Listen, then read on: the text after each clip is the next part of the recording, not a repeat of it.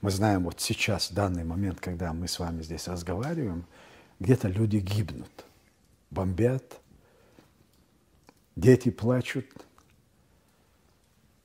Вы знаете, самое страшное, наверное, в войне – это восприятие детей этой трагедии. Наше детство, несмотря на всю ту трагедию, которую пережил чеченский народ, оно проходило более-менее так спокойно, стабильно. А мы в школах распевали песенки «Пусть всегда будет солнце, пусть всегда будет небо, пусть всегда буду я». Самое то, что запало мне в душу, это вот в чеченскую трагедию, это было то, что чеченские дети ложились ночью спать и просили Всевышнего, детская молитва, чтобы завтра не было солнца. Потому что они понимали, когда солнце, прилетят самолеты и будут их бомбить. И когда нет солнца, у них есть шанс, что самолеты их не будут бомбить. Настолько это всколыхнуло в памяти все те события, которые мы пережили, особенно чеченцы, которые беззащитные. Ну, когда вы находитесь в сопротивлении, вы понимаете, где противник, где безопасно и откуда что ждать. А гражданское население, гражданское население, они вообще, это жертвы, да? Они не знают, где что, кто где находится, и откуда ждать им смерти. И вот то, что сегодня происходит в Украине, вот это самое страшное. Я желаю украинскому народу выдержки, стойкости. И, конечно, сегодня говорить о том, что все начиналось с нас, мы пережили это как-то не совсем будет понятно. Да, мы это пережили, да, мы кричали всему миру остановить эту чудовищную войну, абсолютно необъяснимую ситуацию.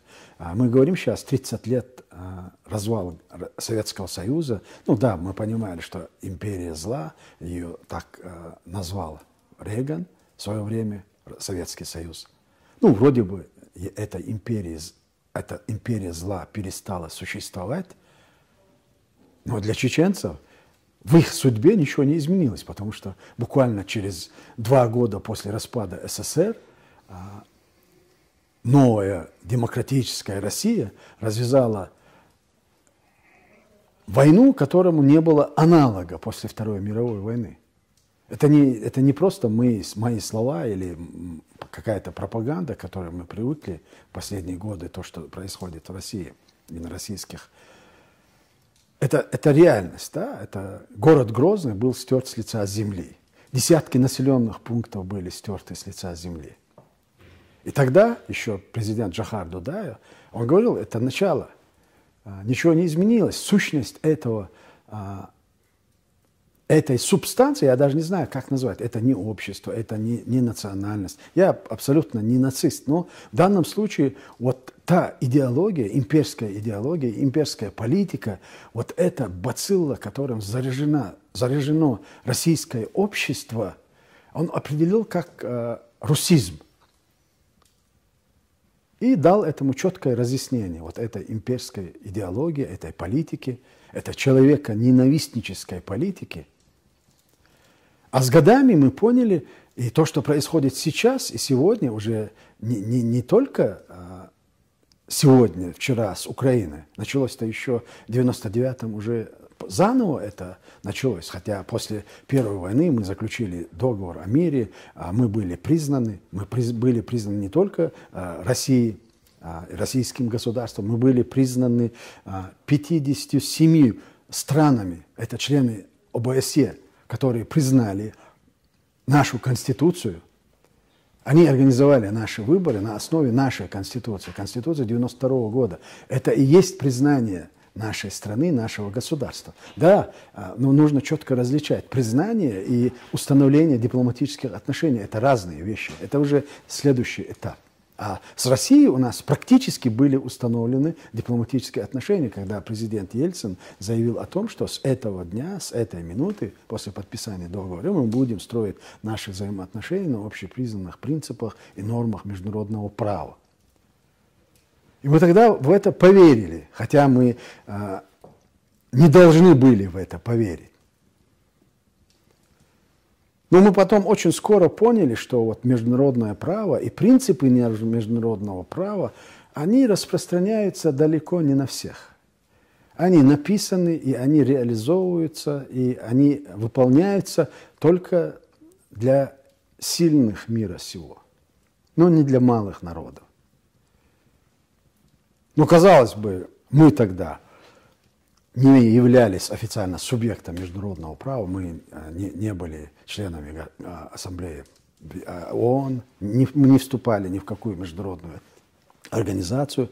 Ну, Грузия и Украина – это были субъекты международного права, которые должны были быть защищены от произвола, кого бы это ни было. Но как только Россия решила, что она справилась с Чечней, то есть были ликвидированы практически все наши структуры, институты власти, территория была оккупирована на все 100%, где-то проходили, ну, продолжалось сопротивление, диверсионный, партизанский принцип ведения войны. Ну, для России это уже не было проблемой. И они пошли дальше. Вот с чего, к чему они и шли. Это СССР продолжал жить в умах тех людей, которые и сымитировали развал СССР. Но они не думали, что это настолько далеко запустить само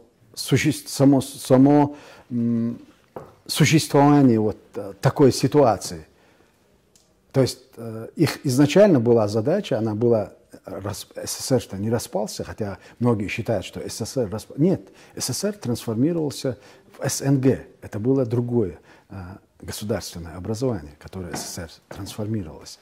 Но в последующем все пошло не так. Это Прибалтийские республики, которые отказались подписать СНГ вступить. Потом Грузия, Гамсахурди не захотел снова возвращаться вот в это стойло, которое определили большевики. И началось с Грузии. Да? Первые события начались с Грузии. Потом Чечня, потом уже и снова уже полномасштабные действия России и нового российского государства. Захват территории Грузии. И 2014 год Украина. И сейчас уже, если ДНР и ЛНР, они являлись какой-то такой политической ширмой или прикрытием для агрессивных действий России, то со вчерашнего дня Путин сбросил даже вот эту ширму. Он совершил полномасштабную агрессию против независимого суверенного государства. И сегодня он на виду всего мира убивает людей, он убивает гражданское население. И вот то, как мир на это среагировал, вот это мне непонятно. Путин сегодня в Украине разрушает не государство украинское, не города он разрушает.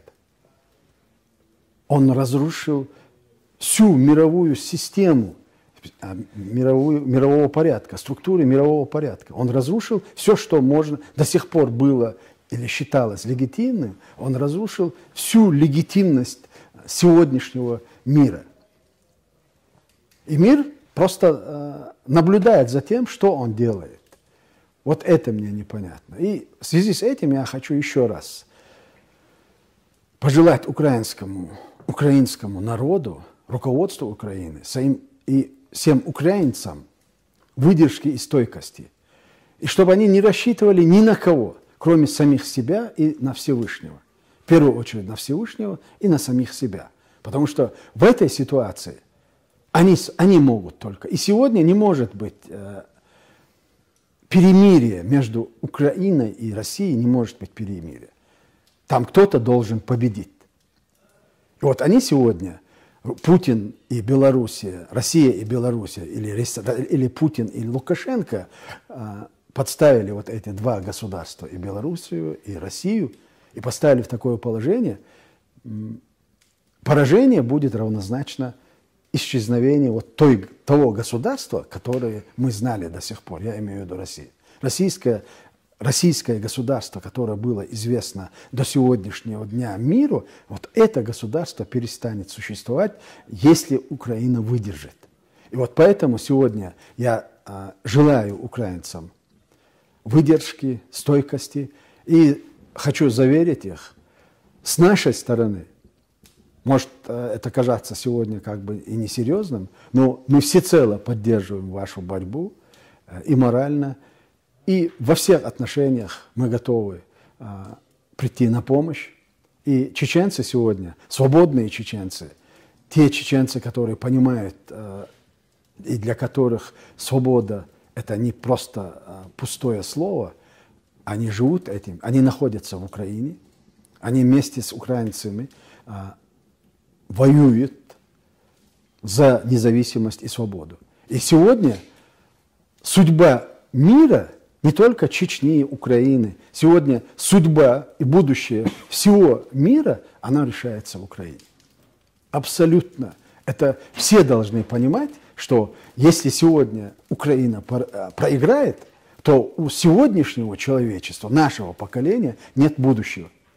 Потому что нам с этим поражением нам дальше уже будут диктовать, как уже Путин сказал, не дай бог вы кто-то надумает или вздумается кому-то помешать или принять участие, это была угроза. И он сегодня, это же не первый раз Путин угрожает ядерным оружием. Началось-то опять-таки с Чечни. Это 2000 год, когда Ельцин, так называемый демократ России, впервые заявил о том, что пусть Соединенные Штаты Америки не забывают, что мы ядерная держава. Это был саммит ОБСЕ, где американский, тогда еще он был президентом, Клинтон сказал, что призвал Россию остановить продолжение, вторую агрессию против чеченского государства.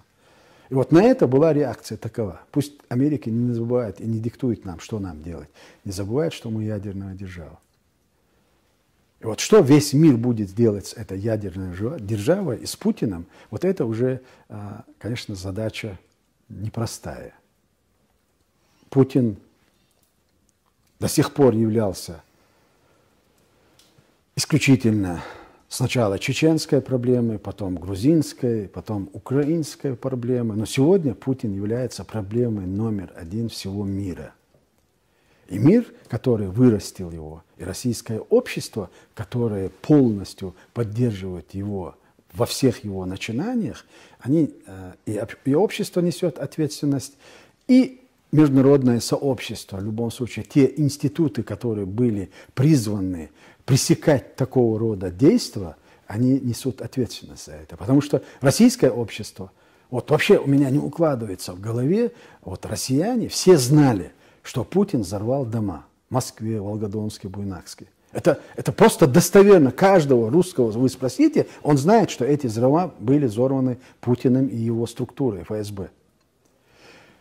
Соединенные Штаты Америки, они абсолютно точно знали, что Путин взорвал эти дома.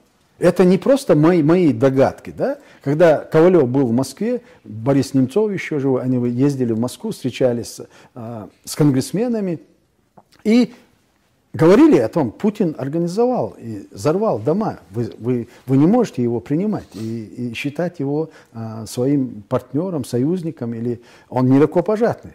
Они сказали, да, мы знаем это. Но неужели вы думаете, что мы когда-либо это озвучим?